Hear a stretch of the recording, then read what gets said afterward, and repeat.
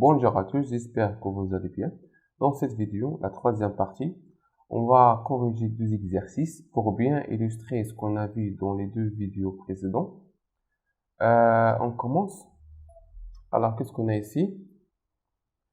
Exercice 1, mouvement de rotation. On attache grâce à un fil inextensible un mobile autoporteur à un point fixe O. On lance son mobile sur la table à coussin d'air horizontale pour voir un mouvement de rotation de mobile autour du point O. C'est la même chose qu'on a vu dans l'expérience de la vidéo 1 et on enregistre la position du point M confondu avec le centre d'inertie de l'autoporteur à des intervalles de temps successifs I40 et temps égaux, temps égal 40 millisecondes. On obtient l'enregistrement suivant avec une échelle de 1 sur 2. C'est-à-dire que la distance dans la figure est égale à la moitié de la distance réelle. Pour première question, il dit déterminer la vitesse instantanée de point M en M2 et M6. Alors, la vitesse pour la première question, qu'est-ce qu'il dit?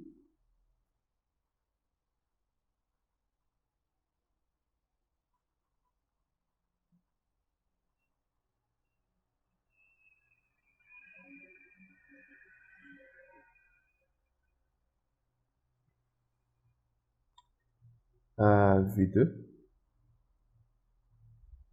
égale.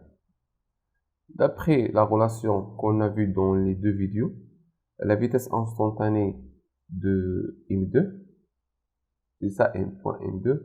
Alors, je prends l'arc M1 jusqu'à M3. M1 jusqu'à M3. Arc. Divisé par 2 taux. Pourquoi 2 taux? Parce que M1 jusqu'à M2 taux et M2 et M3 taux. Alors 2 taux. Je peux écrire égal à peu près la distance de l'arc M1 M3 égale à peu près la longueur du segment M1 M3. M1 M3 sur 2 taux. Ce que je fais maintenant, je mesure la distance. J'utilise une règle.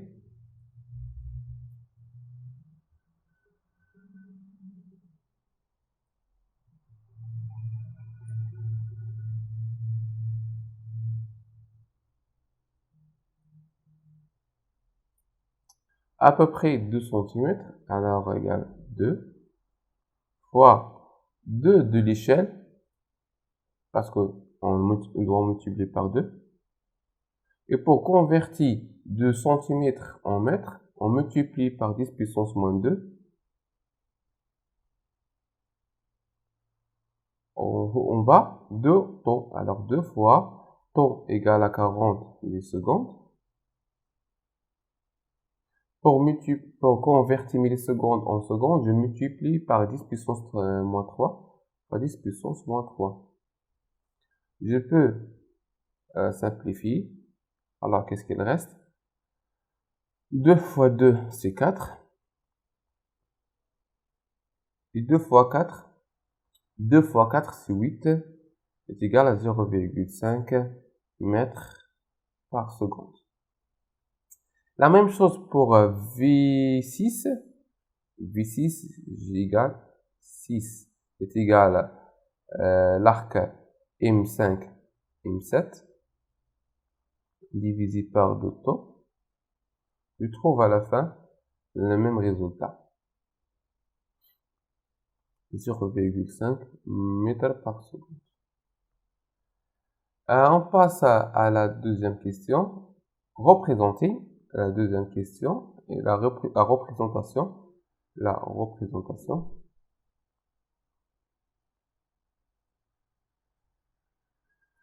Sont deux vecteurs. Deux vecteurs.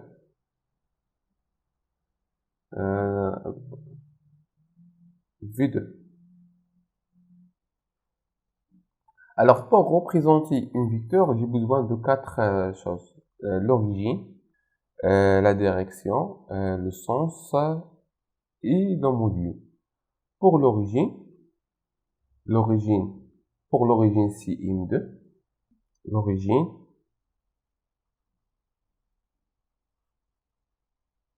le point, le, le point M2, la direction,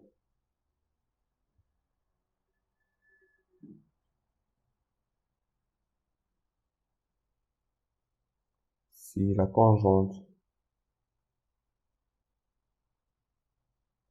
de la trajectoire,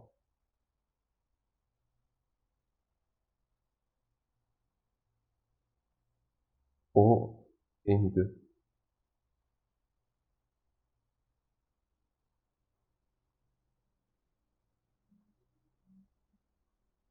Le sens,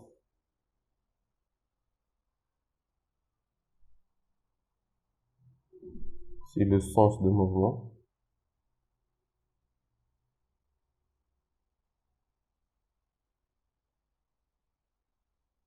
C'est ça le sens de mouvement. Et le module,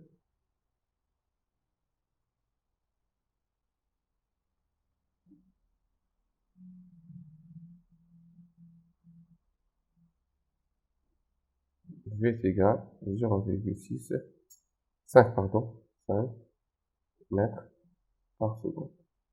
On a dit que l'origine, 6,2, c'est ça l'origine. Pour la direction, c'est la tangente de la trajectoire pour M2. Pour faire ça, je dessine d'abord la droite, la ligne pointille qui passe par 1. À partir de ça, je peux dessiner la droite qui passe par M. Je choisis une autre couleur.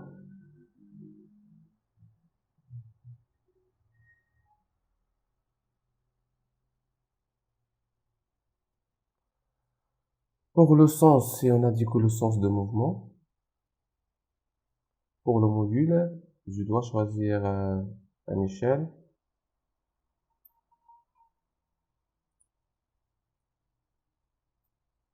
Alors, l'échelle,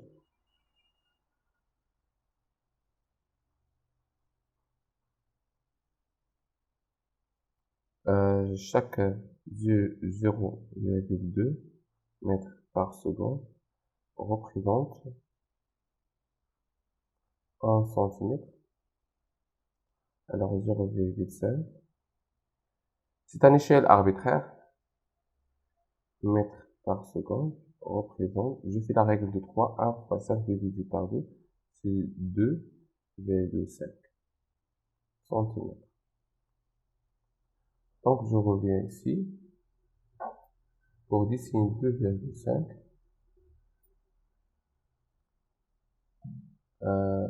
1, 2, 3, c'est ça.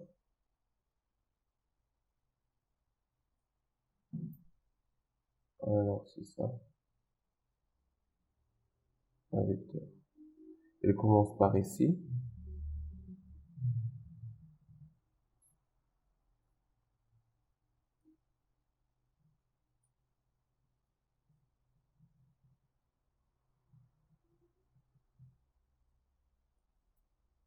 Je termine ici.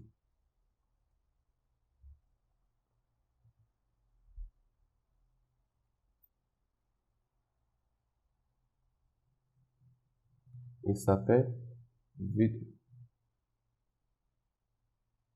La même chose pour V6.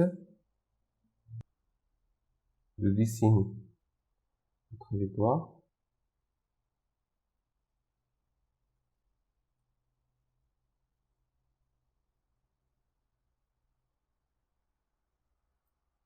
La trajectoire au point O6. 1, 2 et demi.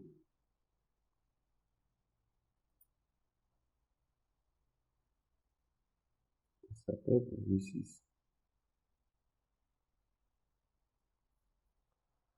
Bien sûr, je dois écrire les caractéristiques de V6 avant de dessiner. L'origine n'est pas M2 mais M6. Pour la direction, elle reste toujours comme ça. La tangente de la trajectoire au point considéré, c'est M6. Le sens, c'est le sens de mouvement. Pour le module, la vitesse est constante, alors 0,5 mètres par seconde. J'ai utilisé une échelle arbitrairement. Donc, maintenant, j'ai terminé la question 2. Pour la question 3, qu'est-ce qu'il dit?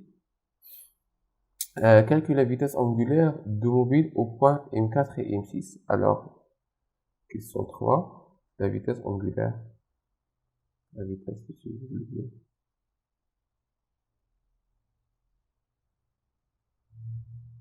oui, la question, calcule la vitesse angulaire.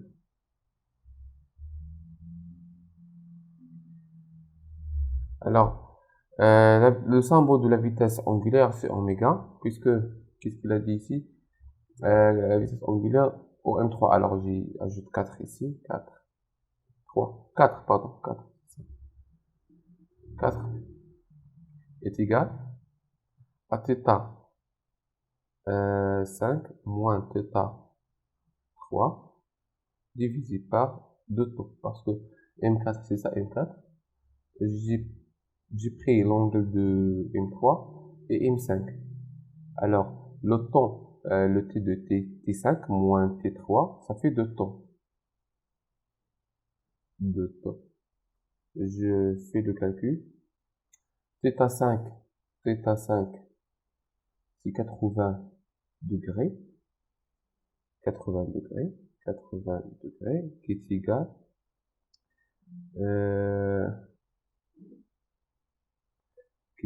à 4 pi sur 9 radians. En radians. Et θ3 qui est égal à, oui, θ3 qui est égal à 40 degrés, qui est égal à 2p sur 9 radians.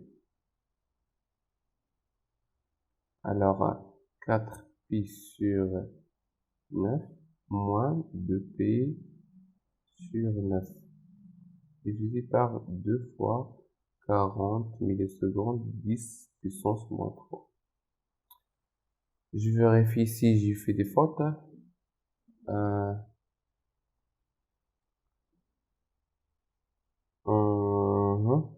θ5, c'est ça, M5, c'est qu'à 80 degrés. Ça fait 4 pi sur θ3, c'est 40. Donc, bon, je peux faire le calcul maintenant. 4 moins 2, c'est 2p.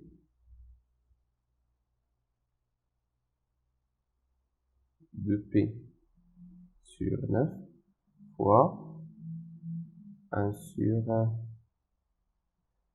8, 10 puissance moins 2. 2 fois 4, c'est 8. 10 puissance moins 3, c'est 10 puissance moins 2. Donc, je fais le calcul. C'est égal à 8,72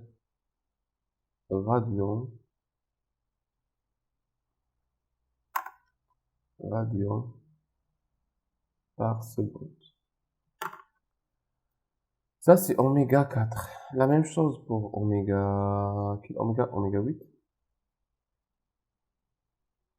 est égal à θ9 moins θ7 sur 2 temps, qui est égal θ9.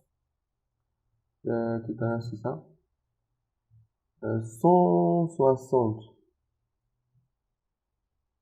Alors 8pi est égal à 8pi sur 9 moins θ7 est égal à 6pi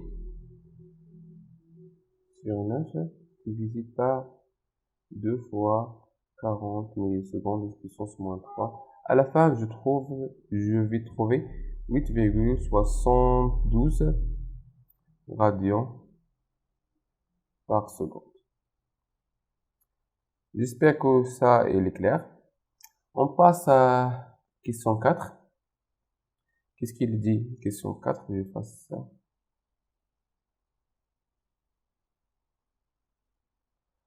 Question 4. Quelle est la nature du mouvement de M? Alors, la nature du mouvement du point M, puisque la vitesse angulaire est constante, donc le mouvement est uniforme. Et déduire la nature du mouvement de corps solide, rotation uniforme. Alors, puisque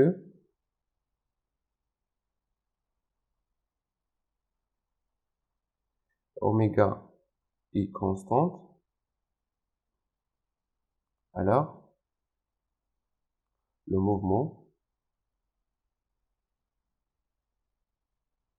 est uniforme. Et uniforme.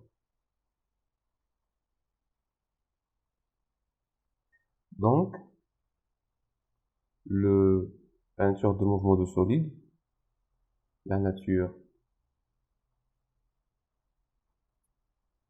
de mouvement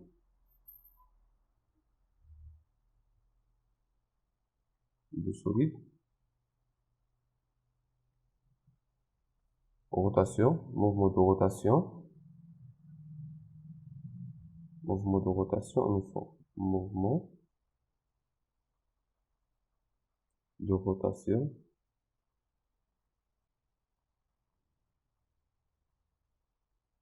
uniforme.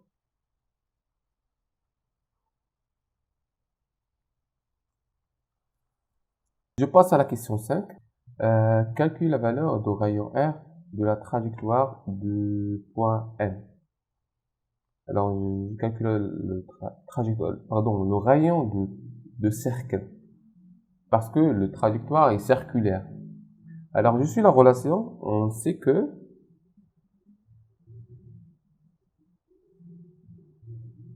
la vitesse linéaire est égale à R, la vitesse angulaire. On a déjà calculé la vitesse linéaire, et la vitesse angulaire, donc R est égal à la vitesse linéaire instantanée, bien sûr, divisé par la vitesse angulaire instantanée. Alors, pour la vitesse linéaire, angulaire, c'est 8,72. 8,72. La vitesse linéaire, je rappelle, 0,5. 0,5. Je fais le calcul. C'est égal. 0,5 divisé par 8,72 est égal à 0,057. 3,0 mètres. Ça fait, je multiplie par 10 puissance 2, 5,7 cm. Si ça, la distance réelle, si je divise par 2, je trouve ici 2,8 à peu près. Donc, on passe à la question 6. C'est quoi ça? Centimètres. Non. Centimètres.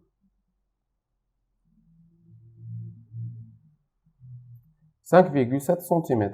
Parce que j'ai multiplié 0,077, 57 fois 10 puissance 2 pour convertir au centimètre.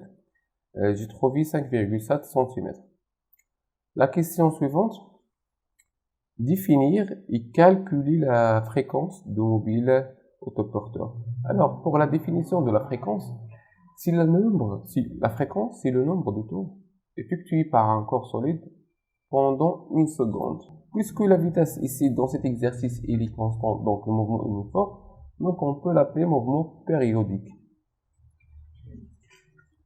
Quelle question 5. Alors, la fréquence,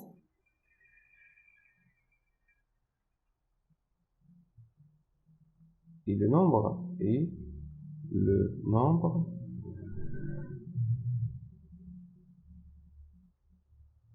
de tours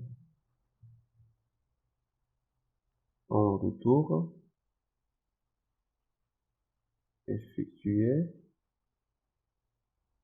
par un corps solide, par un corps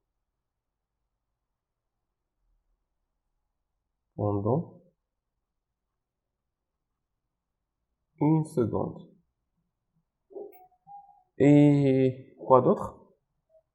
Je vais vous rappeler que la relation qui est de oméga est égale delta θ sur delta t. Quand un corps solide fait un tour complet, c'est-à-dire que delta θ est égal à 2p. Alors, pendant la durée nécessaire pour faire un tour complet, c'est t. Il s'appelle période. Donc, on peut dire que t est égal à 2p sur t. Pardon, sur oméga. Sur oméga. Et la fréquence, le symbole de la fréquence c'est f, qui est égal à inverse de t, c'est-à-dire oméga sur 2p. Donc, oméga est égal à 8,72, 2p c'est 2p, est égal à 1,39 Hz. Hz, c'est l'unité internationale de fréquence, de la fréquence. Alors, on passe à question 7. Considérons M4, l'origine de l'angle θ0. C'est-à-dire quoi? C'est-à-dire que M4, oui, M4, c'est ça, M4. Ah, ici, θ égale à 0.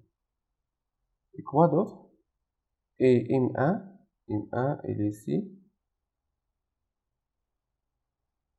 Et M1, le temps égale à 0. L'origine des temps. L'origine des dates. Déduire les équations horaires de mouvement de point M. Alors, puisque le mouvement est uniforme, l'équation horaire s'écrit sous la forme. Puisque, question 7, puisque le mouvement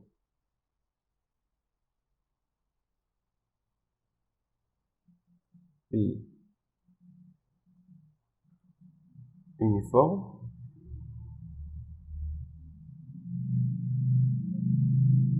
l'équation horaire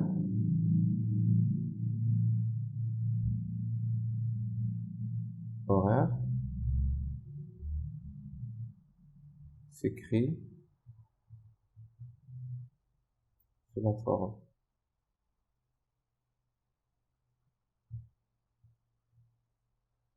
Θ en fonction de t est égal à oméga t plus θ0. Alors, c'est quoi θ0? Oméga, c'est la vitesse angulaire instantanée. Alors, pour retrouver θ0, c'est l'angle θ à l'instant t égale à 0. Pour faciliter la tâche, je dessine un tableau.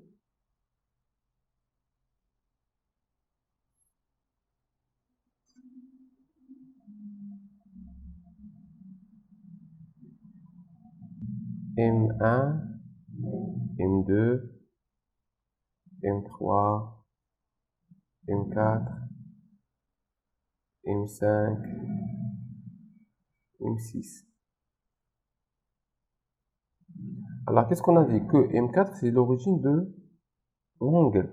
C'est ça l'angle. Alors, c'est la position, c'est l'angle θ. M4, c'est 0. C'est-à-dire, ici, M5 est égal à 20 degrés. Or, ici, moins 20 degrés. Moins 40. Moins 60. C'est comme l'origine. Ça pour θ.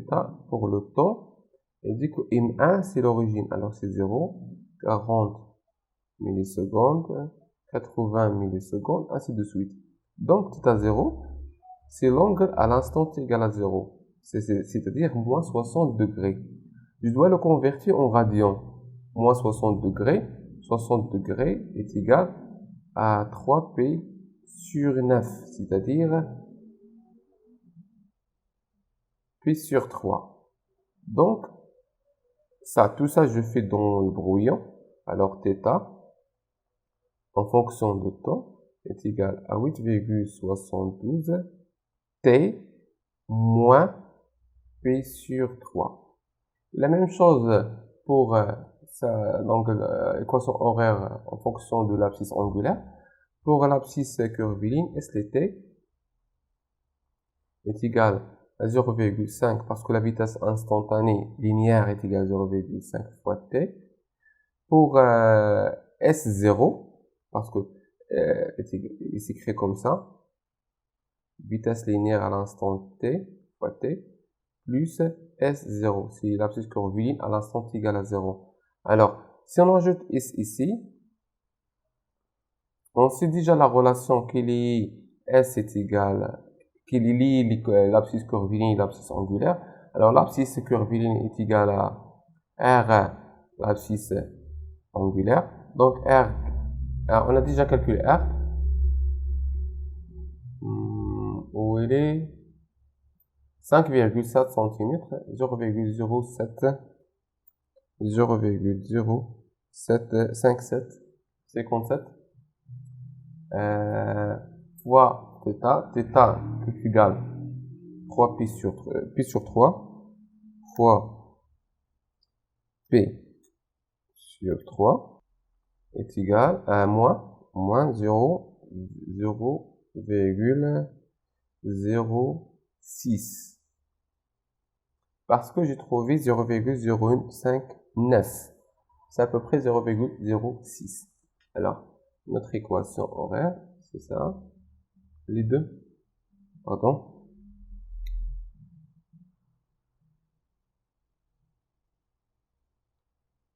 La dernière question, 8. Pendant 10 minutes de rotation, calcule le nombre de tours effectués par le mobile autoporteur et déduire la distance parcourue par le mobile. Pendant 10 minutes, c'est-à-dire 120 secondes.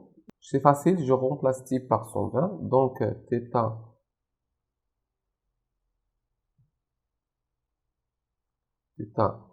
à l'instant t est égal à 120 est égal à 8,72 fois 120 moins p sur 3 égale, je fais le calcul, est égal à 1045,35. Alors, le nombre de tours, puisque chaque tour effectué, c'est-à-dire 2p, donc le nombre de tours est égal à θ pendant t est égal à l'instant égal 120 secondes, divisé par 2p. Alors, ce que je trouve, je le divise par 2p. 2p est égal à 166,37 tours. Pour déduire la distance parcourue par le mobile, pour cette question-là, c'est facile, on calcule l'abscisse curviligne. S est égal à R θ, c'est-à dire R c'est égal à 0,057 fois. On a déjà calculé R et θ, c'est ça θ, 1045,35 est égal à 59,58 mètres.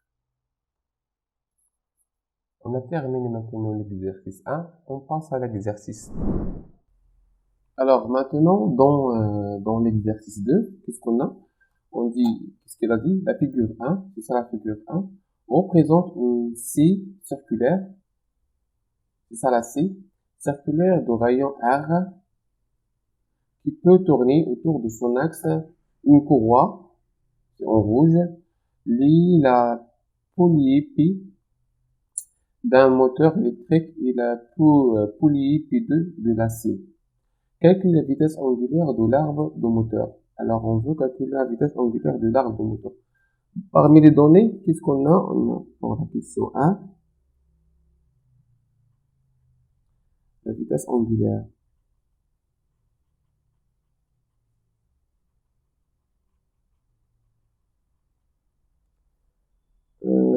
oméga est égal. On a ici le nombre de tours par minute, c'est-à-dire chaque tour équivalent à 2p, chaque tour équivalent à 2p, donc 1800 fois 2p, parce que un tour complète, c'est-à-dire 2p, donc 1800 tours fois 2p divisé par 60 secondes, une minute, c'est-à-dire 60 secondes. Et après, je fais le calcul. Combien 1800 fois 2 fois P divisé par 60 est égal à 188,5 radians par seconde. Pour la deuxième question, il dit déterminer la vitesse linéaire d'un point de la courroie. Alors, pour courroie, tous les points de courroie ont la même vitesse parce que c'est extensible. En plus de ça, il dit le courroie ne glisse pas sur les deux pôles. C'est-à-dire, soit le point il est ici, soit le point il est là, soit il est là, parce que le courroie est embobiné autour du moteur.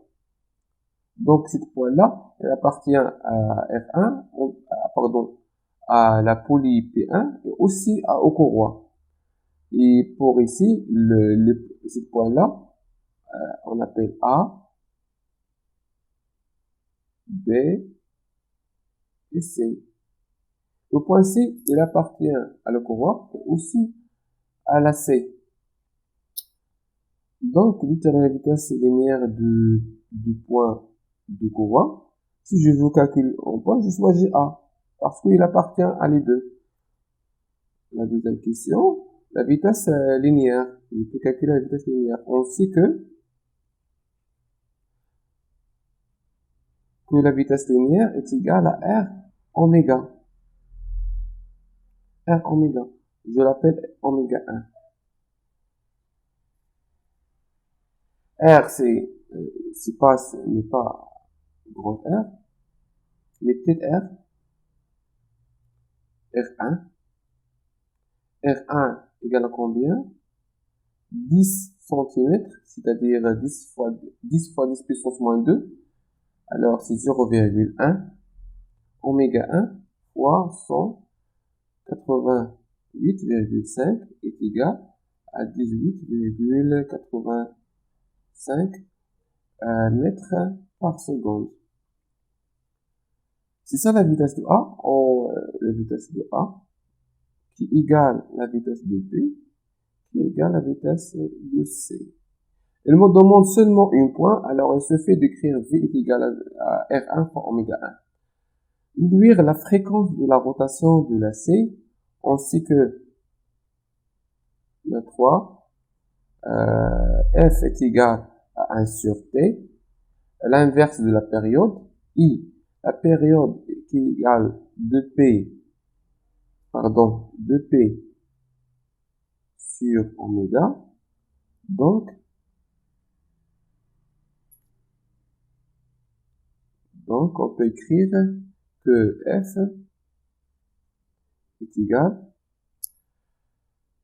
oméga sur 2P.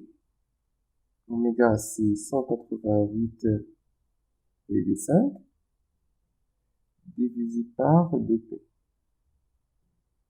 C'est égal à 30 Hz.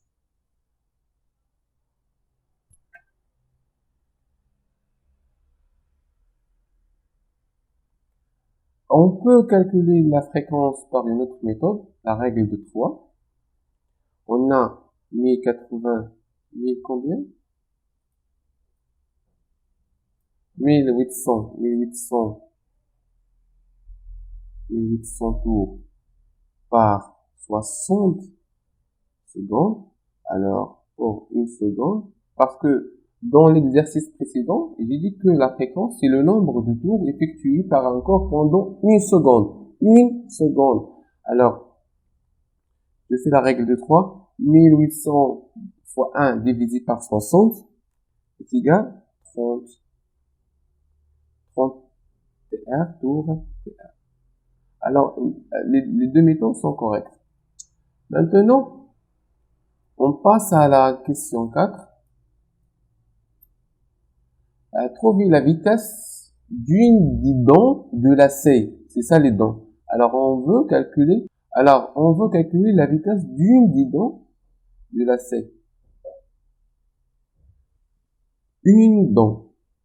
Alors, pour ça, il doit d'abord calculer la vitesse angulaire de la scie. La vitesse angulaire. Qu'est-ce qu'on a dit en avant?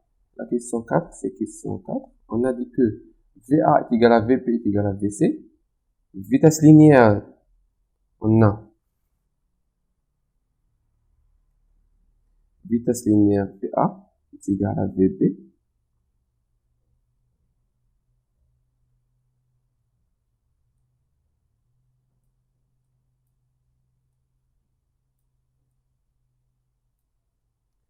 VA est égal à oméga 1 R1 est égal VB est égal à oméga 2 R2. Mais moi, ce que je cherche, c'est oméga 2. Pourquoi? Pour calculer la vitesse linéaire d'une des dents de la scie. Alors, oméga 2 est égal à oméga 1 R1 sur R2. Et la vitesse du guidon, vitesse linéaire du guidon, est égale à oméga 2 fois grand R. Parce que le rayon de la C, c'est grand R. Donc, je peux écrire oméga 1 R1 divisé par R2 fois grand R. Je fais l'application numérique. Oméga 1 est égal oméga 1 188,5 188,5 fois R1 c'est 10 fois 10 puissance moins 2 et R2 est égal à 20 fois 10 puissance moins 2 fois R fois 40 10 puissance moins 2. Je peux simplifier. Je simplifie 10 puissance moins 2 avec 10 puissance moins 2. Et 0 avec 0. Qu'est-ce qu'il reste? 188,5 fois 40 fois 10 puissance moins 2 divisé par 2 est égal à 37,7. L'unité, c'est mètres par seconde. Si vous constatez bien que la vitesse d'une guidon du lacet est plus grande que la vitesse linéaire d'un point appartient à le courroie. Vous avez vu 18,85. La vitesse du point qui se trouve ici et la vitesse du don de lacet est plus grande. Ça, c'est logique. Maintenant, j'arrive à la fin de cette vidéo. J'espère que vous allez bien compris. À la prochaine. Inch'Allah.